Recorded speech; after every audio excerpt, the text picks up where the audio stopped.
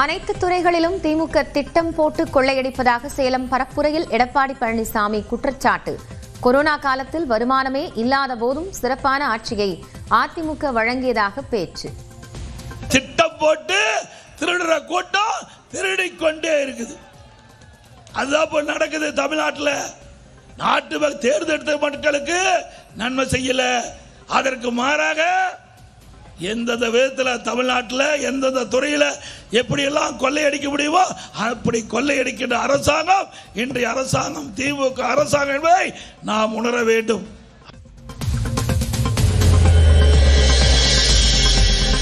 விசிக தலைவர் திருமாவளவனுக்கு திமுக மரியாதை அளிக்கவில்லை என சேலத்தில் பரப்புரை மேற்கொண்ட பாமக தலைவர் அன்புமணி விமர்சனம். பாமகவில் நடக்கும் பிரச்சனைகளுக்கு திமுக தான் காரணம் என்றும் குற்றச்சாட்டு. அவங்க கூட்டணியில் இருக்கிற திருமாவளவன் அவருக்கு அங்க என்ன மரியாதை கிடைச்சது? எந்த மரியாதையும் கிடையாது.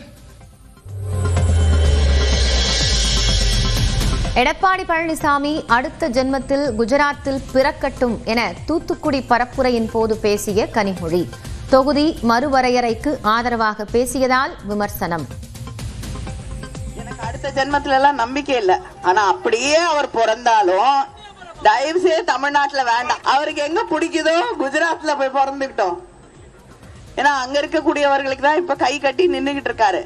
அதனால அடுத்த முறை பிறந்தால் கொஞ்சம் முதுகெலும்போடு.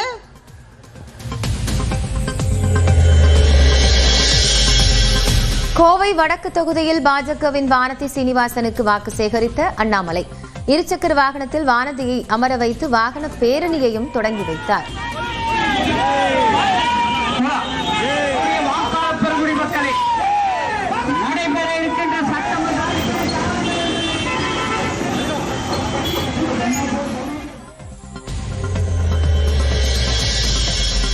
விருதாச்சலத்தில் இறுதிக்கட்ட பரப்புரையில் பிரேமலதா விஜயகாந்த் தீவிரம். கடைகளில் ஏறி இறங்கி வாக்கு சேகரித்தார்.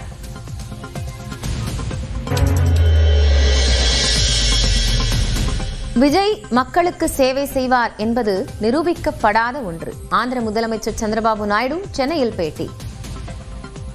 NTR, MGR are different. No comparables.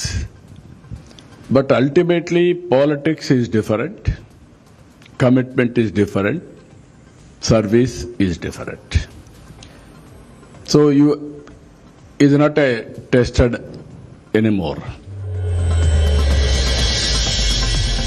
அனைத்து மாநிலங்களிலும் பாஜகவின் டபுள் இன்ஜின் ஆட்சி தோல்வியையே சந்தித்துள்ளதாக ஆம் ஆத்மி தலைவர் அரவிந்த் கெஜ்ரிவால் விமர்சனம். தாவேக்கு தலைவர் விஜயின் வருகை எந்த தாக்கத்தையும் ஏற்படுத்தாது என்றும் பேட்டி. People of Tamil Nadu hate BJP. People of Tamil Nadu hate its divisive politics, its vicious politics. If NDA wins, then even if BJP gets one seat, they will form their own chief minister. They like they did in Bihar, in Nitish Kumar. Any political impact or election impact created by actor Vijay? I don't think so. கோபிச்செட்டிப்பாளையத்தில் பரப்புரையில் ஈடுபட்ட போது திடீரென அழுத செங்கோட்டையன். ஜெயலலிதாவின் புகைப்படத்தை சட்டை பாக்கெட்டில் தொடர்ந்து வைத்துக் கொள்ள விஜய் அனுமதித்ததை பற்றி கூறி நெகிழ்ச்சி.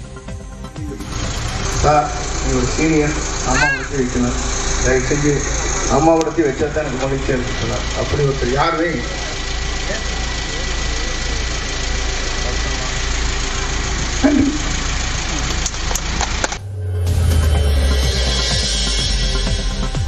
டோக்கன்களை கொடுத்து மக்களின் வாக்குகளை வாங்கிவிடலாம் என நினைக்கிறார்கள் என்று சசிகலா குற்றச்சாட்டு.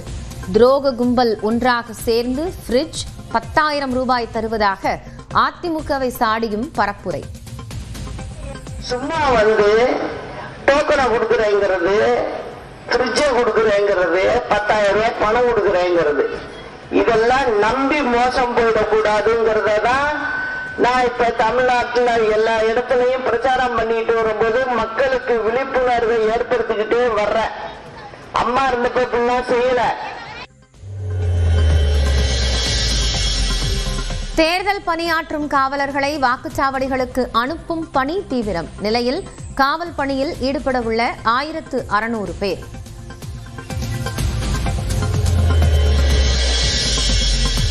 இன்று மாலை 6 மணிக்கு மேல் பொதுக்கூட்டம், ஊர்வலம் நடத்தவோ அதில் பங்கேற்கவோ கூடாது என கட்டுப்பாடு. வாட்ஸ்அப், எக்ஸ் உட்பட மின்னணு ஊடகங்களிலும் பரப்புரை செய்யக்கூடாது என்றும் அறிவுறுத்தல்.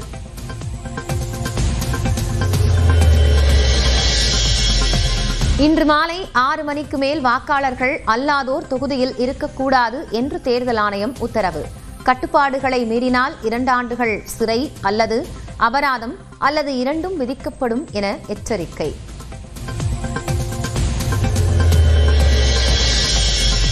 சேலம் வடக்கு தொகுதியில் போட்டியிடும் அமைச்சர் ராஜேந்திரனுக்கு அவதூறு ஏற்படுத்தும் வகையில் துண்டு பிரசாரம் வழங்கியதாக குற்றச்சாட்டு. பாமகவினரை கைது செய்யக் கோரி பொன்னம்மாப்பேட்டை திமுகவினர் சாலை மறியல்.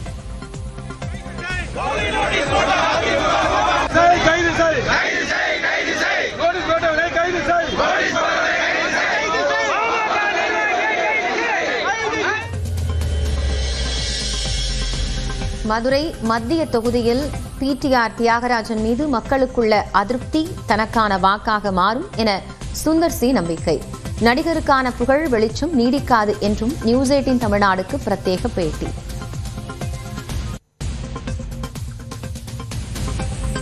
இப்போ இருக்கிற சட்டமன்ற உறுப்பினர் அமைச்சர் மீது மக்களுக்கு இருக்கிற அதிருப்தி அது ஒன்று. இன்னொன்று, அவங்களுக்கு மாற்றம் கொண்டு வர வேண்டும்ன்ற அவங்க காட்டுற ஒரு ஆர்வம். அது ரெண்டும் பார்க்கும்போது எனக்கு ஒரு வெற்றிங்கிறது ரொம்ப ஒரு கை கட்டும் தூரத்தில் இருக்குன்னு நான் கண்டிப்பாக நம்புகிறேன். தேர்தல் தினத்தன்று சென்னையில் மூத்த குடிமக்கள், மாற்றுத்திறனாளிகள் சாதாரண கட்டண பேருந்துகளில் இலவசமாக பயணிக்கலாம். வாக்காளர்கள் எளிதாக வாக்குச்சாவடிக்கு சென்று வர ஏதுவாக சென்னை மாநகர போக்குவரத்து கழகம் அறிவிப்பு. தேர்தல் நாளில் கோவை மாவட்டத்தில் உள்ள சுற்றுலா தலங்கள் மூடப்படும் என வனத்துறை அறிவிப்பு. கோவை குற்றாலம் மூடப்படும் என்றும், வெள்ளியங்கிரி மலையேற தடை என்றும் விளக்கம்.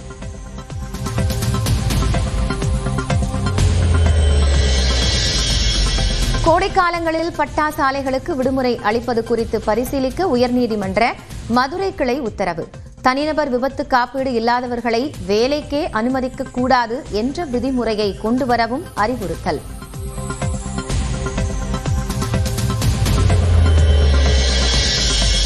சீர்காழி அருகே உள்ள வைத்தியநாத சுவாமி கோயிலில் நகரத்தார் குலதெய்வ வழிபாடு. பாத யாத்திரையாக வந்து வேண்டுதலை நிறைவேற்றிய பக்தர்கள்.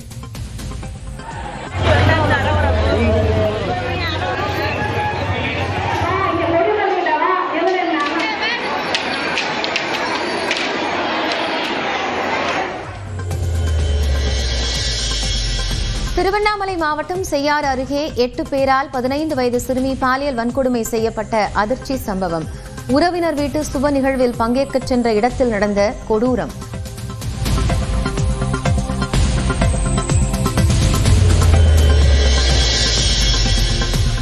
தென்பெண்ணையாறு விவகாரத்தில் தீர்ப்பாயம் அமைக்க கூடுதலாக 6 மாதம் அவகாசம் வழங்க உச்சநீதிமன்றத்தில் மத்திய அரசு கோரிக்கை. மத்திய அமைச்சரவையின் பரிசீலனைக்கான வரைவு குறிப்பு அனுப்பப்பட்டுள்ளதாக மனு.